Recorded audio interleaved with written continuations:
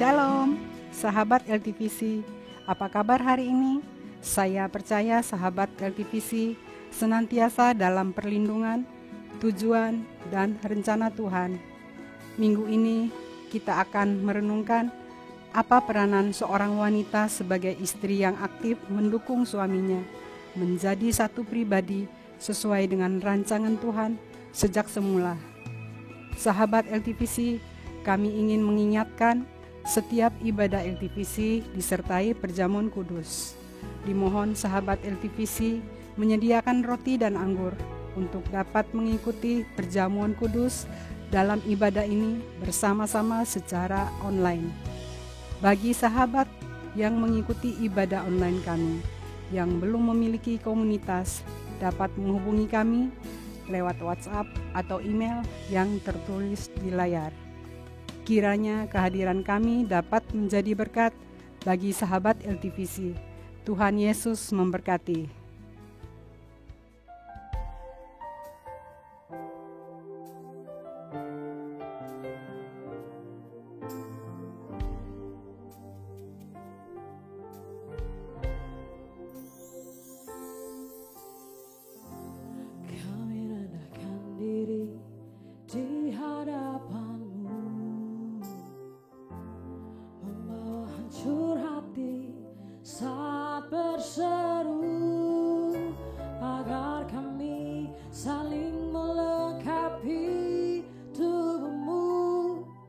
Seperti kau dan Yesus adalah satu. Kami rendahkan diri di hadapan-Mu. Katakan membawa hancur hati, saat berseru agar kami saling melengkapi tubuh-Mu. Seperti Yesus adalah satu. Jadikan kami satu seperti kerinduan-Mu, agar dunia tahu bukti nyata dari kasih-Mu. Sebelum kami pergi memberitakan kasih-Mu, mulailah dari kami.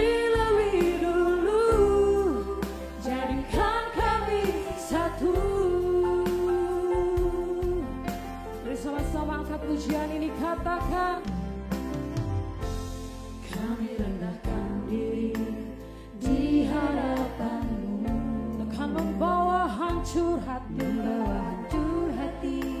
saat berseru agar kami saling melengkapi tubuh-Mu. Seperti kau dan Yesus adalah satu. Sekali lagi katakan, kami rendahkan diri di hadapan-Mu, membawa hancur hati saat berseru agar kami saling melengkapi tubuh-Mu. Katakan seperti yes adalah satu. Jadikan kami satu seperti kerinduan-Mu, agar dunia tahu bukti nyata dari kasih-Mu. Sebelum kami pergi, katakan memberitakan kasih. Yes Lord, mulailah dari kami lebih dulu. Jadikan satu, katakan jadikan kami satu.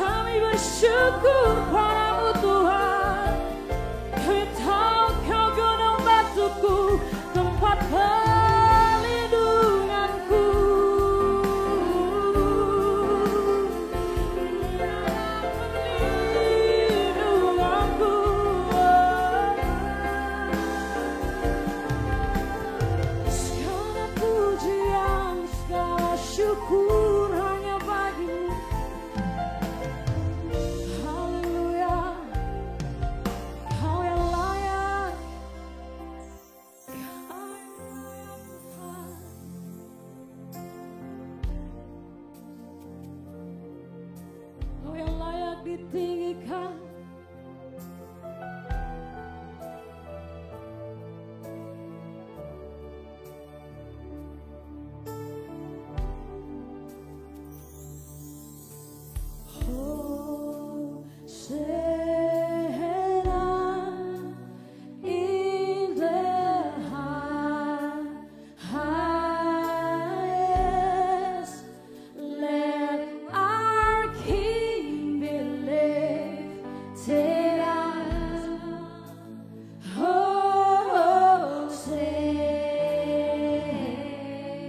Sama-sama angkat pujian ini.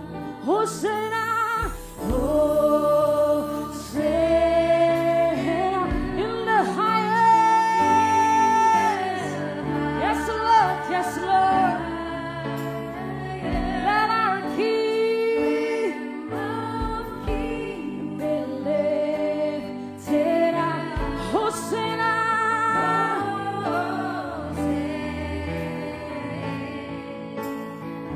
Hosanna, Hosanna, Hosanna in the highest. Let our King be lifted up. Hosanna. Sekali lagi katakan, Hosanna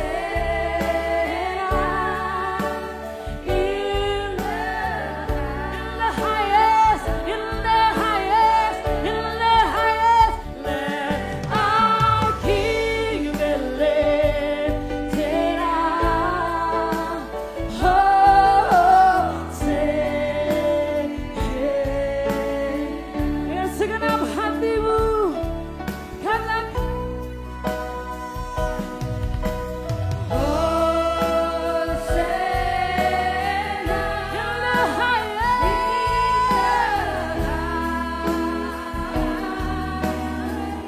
Yes Lord, let our King be lifted up.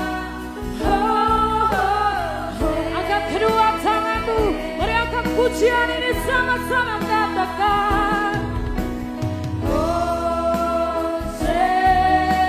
Mari sembah Dia in the highest.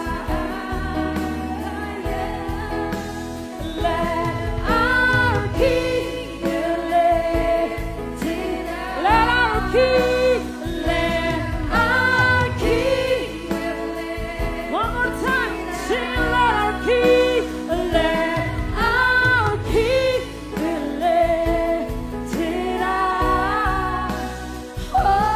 Hosanna. Beri kemuliaan yang paling meriah untuk Tuhan.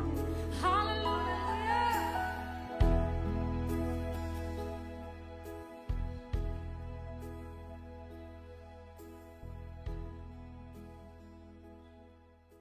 Shalom sahabat LTVC dimanapun Anda berada. Senang mendapat anugerah dari Tuhan bisa melayani sahabat-sahabat LTVC. Pada hari ini kita akan membahas tema istri penolong suami. Di Kejadian 2 pada ayat yang ke-18 berkata demikian.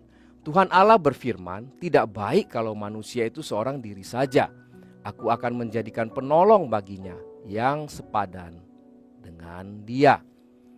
Sahabat LTVC, ayat ini memberikan gambaran kepada kita bahwasannya Tuhan yang berinisiasi untuk memberikan pasangan kepada Adam. Artinya Tuhan yang berinisiasi membuat lembaga pernikahan.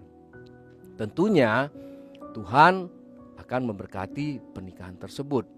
Dan pernikahan yang Tuhan maksudkan adalah menjadi sorga di atas bumi. Karena itu, sahabat LTVC, rumah tangga harus semerbak dengan aroma sukacita dan damai sejahtera dari sorgawi. Dan aplikasinya adalah keharmonisan yang indah bersama antara suami, istri, dan anak-anak yang hidup bersama-sama di dalam keluarga dengan bahagia. Sahabat LTVC, kita bisa melihat bagaimana Tuhan mengasihi pasangan ini. Yang pertama-tama tentunya Adam. Tuhan memberikan satu kepercayaan yang sangat besar kepada Adam. Kepercayaan yang apa? Kepercayaan untuk mengelola bumi ini. Alkitab berkata berkuasa atas bumi ini dengan isinya. Dan ada satu hal, yaitu beranak cucu. Nah, ini tidak bisa dilakukan dengan sendirian, sehingga Tuhan berinisiasi memberikan penolong kepada Adam. Dan tanggung jawab yang besar, rencana yang besar telah diberikan kepada Adam untuk mengelola bumi ini. Hal itu tidak bisa sendirian. Ada kepercayaan yang besar yang Tuhan berikan kepada sang istri sebagai penolong, karena tanggung jawab rencana yang besar telah diberikan kepada Adam, sehingga suami dan istri adalah menjadi satu, tidak dapat dipisahkan. Kepercayaan yang besar yang diberikan kepada Adam juga sama. Kepercayaan yang besar diberikan kepada seorang penolong. Antara kepercayaan dan tanggung jawab adalah kedua hal yang tidak dapat dipisahkan.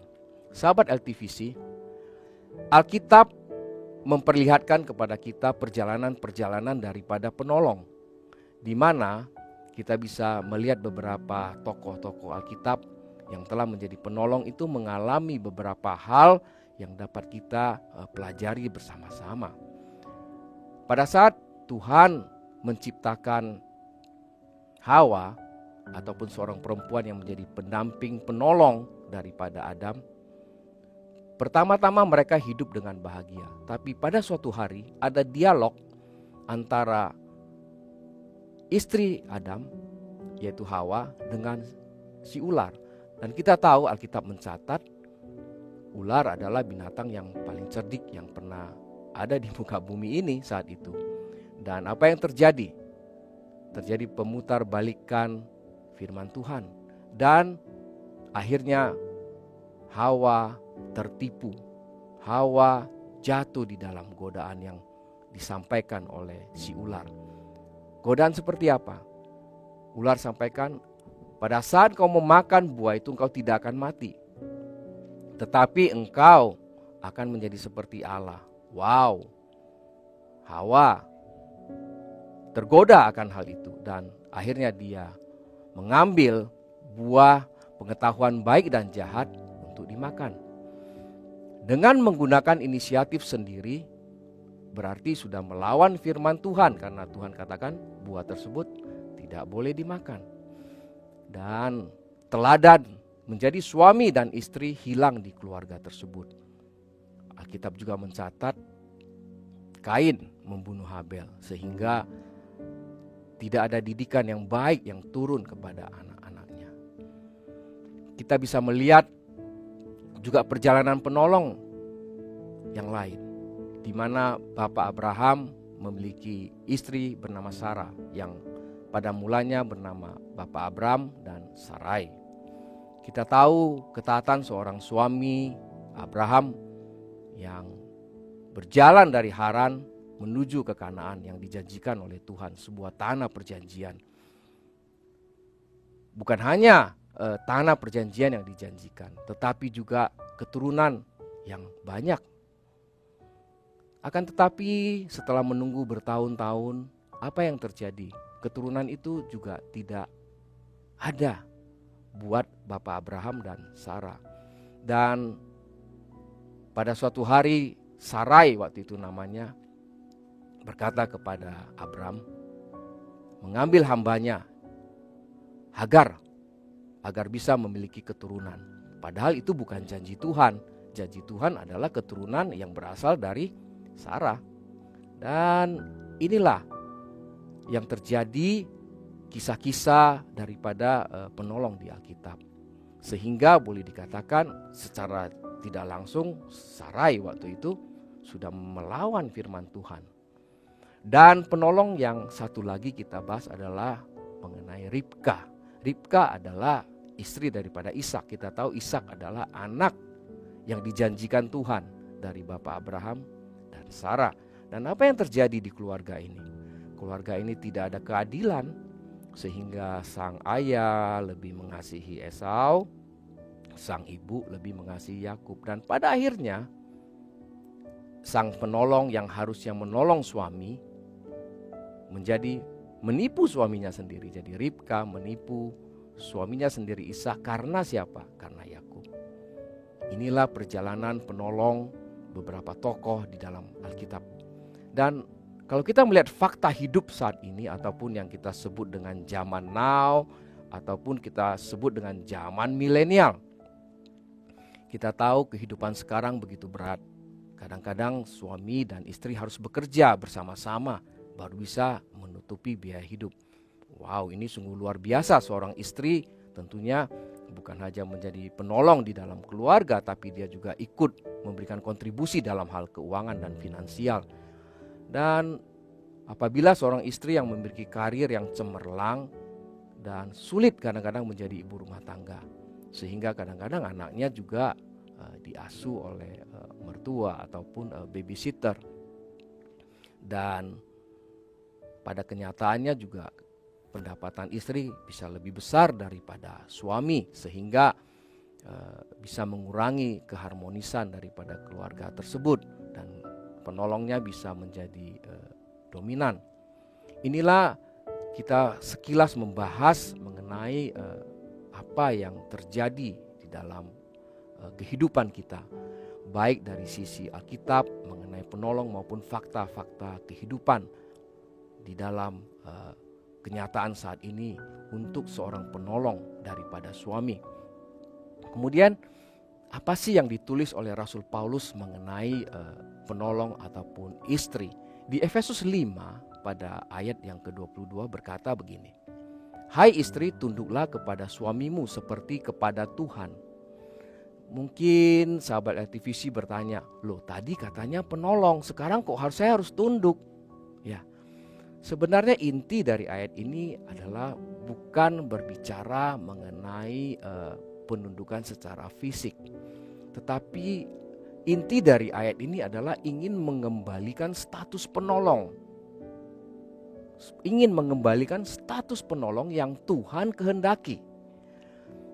Sang istri harus memandang suami seperti memandang Tuhan. Menghormati suami seperti menghormati Tuhan. Ini yang diharapkan dari ayat ini. Tunduk artinya apa? Tunduk artinya bisa memberikan saran yang baik, yang sesuai dengan firman Tuhan. Karena kita sudah membahas di depan bahwasannya seringkali dan beberapa kali seorang penolong itu memberikan saran yang bertentangan dengan firman Tuhan. Oleh sebab itu Paulus mengatakan, hai istri, tunduklah kepada suamimu seperti kepada Tuhan. Saran apa sih yang disampaikan kepada suami? Tentunya kita tahu saran-saran yang berguna bagi karir suami, usaha suami, maupun untuk anak-anak kita. Anak-anak yang memiliki masa depan yang cemerlang. Saran apa lagi untuk investasi, misalnya dalam hal keuangan, agar bisa menambah pendapatan dari keluarga. Sahabat LTVC yang dikasihi Tuhan, Amsal 14 ayat 4 jelas berkata, istri cakap adalah mahkota suami. Nah, ini penting sekali buat istri yang sebagai penolong. Sehingga mahkota yang dipakai suami itu gambaran istri yang cakap. Dan Amsal 31 ayat 10 juga berkata, istri yang cakap itu lebih berharga dari permata. Wow, sungguh dahsyat. Tentunya sebagai istri yang memberikan saran ataupun nasihat kepada suami, biarkanlah suami yang mengambil keputusan. Nah, ini adalah maksud daripada tunduk kepada Tuhan. Jadi suami memiliki otoritas. Jadi istri tunduk kepada suami seperti kepada Tuhan. Biarkan suami yang mengambil otoritas untuk mengambil keputusan. Dan tentunya sang suami harus berdoa sebelum mengambil keputusan. Dan kepercayaan dan tanggung jawab yang besar yang sudah Tuhan berikan bisa diwujudkan bersama-sama dengan sang suami. Kita tahu tujuan Tuhan adalah menjadikan istri yang bijaksana. Sahabat LTVC, selanjutnya di Efesus 5 ayat 23 berkata, karena suami adalah kepala istri, sama seperti Kristus adalah kepala jemaat. Dialah yang menyelamatkan tubuh. Nah, ini yang harus kita ingat sahabat LTVC. Penolong itu bukan kepala atau pemimpin. Yang menjadi pemimpin adalah sang suami di keluarga. Kita bisa melihat satu kisah di Alkitab. Mungkin sahabat LTVC sudah pernah membacanya, cuman saya ingin mengingatkan kembali, mengangkat satu bagian yang penting yang berhubungan dengan tema kita pada hari ini. Ayub adalah seorang yang sangat kaya pada zamannya, memiliki anak dan istri yang begitu bahagia di dalam kehidupannya. Tetapi pada satu hari Tuhan mengizinkan iblis memberikan ujian ataupun cobaan kepada keluarga ini. Kita bisa melihat bahwasannya harta bendanya semua habis, anak-anaknya bahkan mati, tinggal berdua suami dan istri. Dan apa yang terjadi dalam kisah ini? Sang penolong istri berkata kepada suaminya, Ayub, masih bertekunkah engkau dalam kesalehanmu? Nah, ini tertulis di Ayub 2 ayat 9 sampai 10. Seorang istri bertanya kepada suaminya, masih bertekunkah engkau dalam kesalehanmu? Dan kemudian istrinya berkata, kutukilah Tuhanmu lalu matilah. Wow, ini saran yang begitu sangat melanggar firman Tuhan. Tapi Ayub sebagai pemimpin itu tahu persis apa yang dia harus katakan.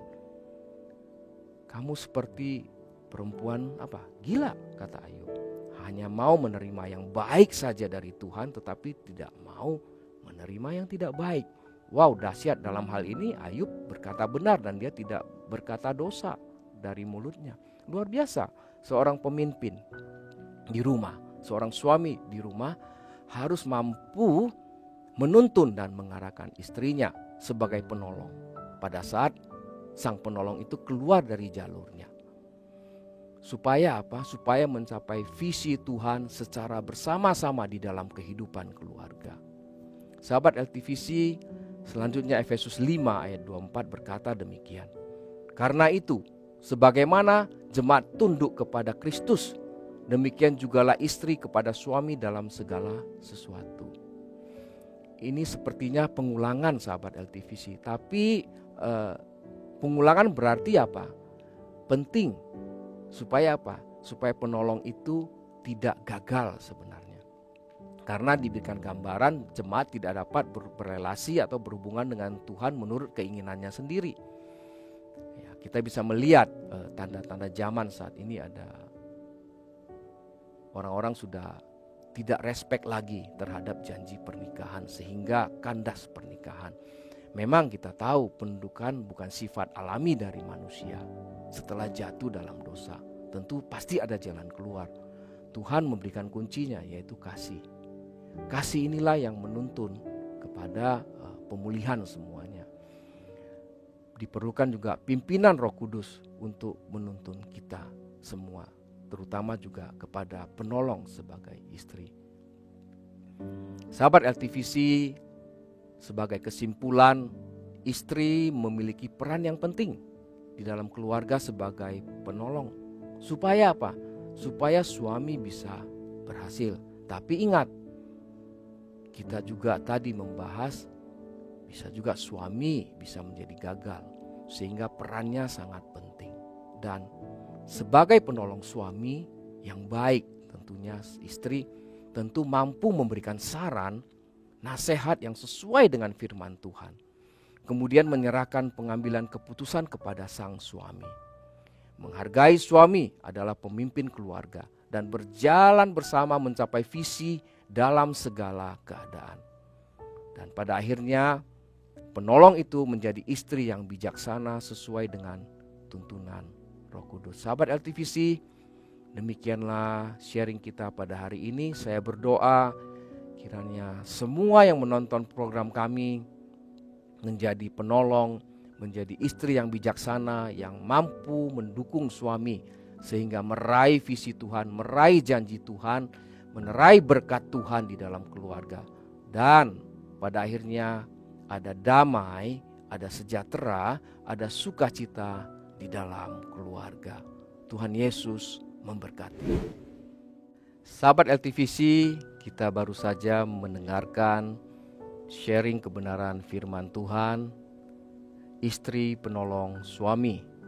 Tentunya sahabat LTVC pasti diberkati mengikuti ibadah pada hari ini. Dan saatnya kita akan melakukan perjamuan kudus bersama-sama. Tentunya sahabat LTVC di rumah telah menyediakan roti dan anggur. Dan sebelum kita melakukan perjamuan kudus, ada baiknya kita bersama-sama merenungkan kebaikan Tuhan, merenungkan kasih Tuhan yang begitu besar kepada kita, yang telah memberikan pengampunannya kepada kita. Tentunya apabila kita memiliki rasa sakit hati, dendam, iri, kepahitan, inilah momen yang sangat tepat buat kita untuk melepaskan itu semuanya, melepaskan rasa iri, melepaskan rasa dendam, melepaskan rasa sakit hati, agar kita bisa memiliki hati yang tenang di dalam kehidupan. Dan Tuhan pasti menolong kita untuk melakukan itu, dan Tuhan pasti juga mengampuni kita.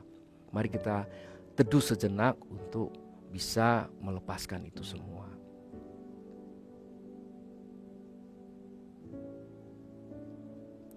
Baik sahabat LTVC, tentunya kita sama-sama mengambil roti dan kita angkat di atas kepala.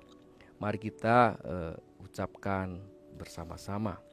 Sebab apa yang telah kuteruskan kepadamu telah aku terima dari Tuhan, yaitu bahwa Tuhan Yesus pada malam waktu ia diserahkan mengambil roti. Dan sesudah itu ia mengucap syukur atasnya.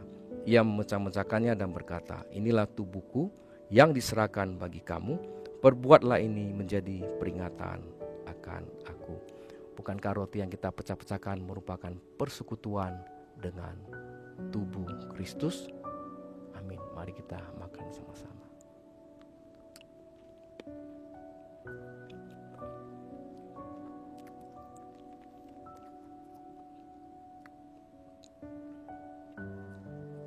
Mari kita angkat cawan tinggi di atas kepala.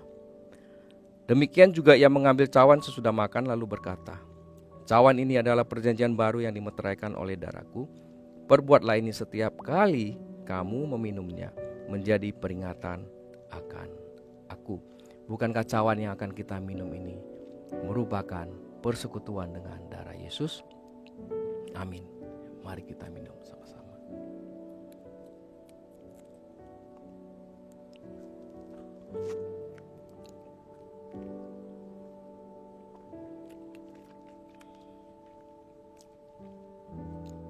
Sahabat LTVC, kita telah melakukan perjamuan kudus. Kita tentunya mengetahui firman Tuhan berkata di dalam Yohanes, kita dalam Yesus, Yesus dalam kita, dan firman Tuhan dalam kita, maka mintalah.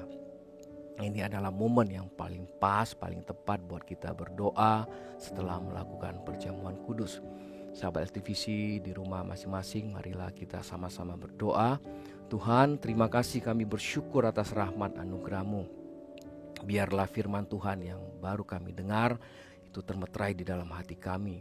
Biarlah ada banyak penolong-penolong yang luar biasa yang mampu menjadikan suaminya memakai mahkota yang cemerlang, dan penolong dan istri menjadi permata-permata yang indah di dalam keluarga.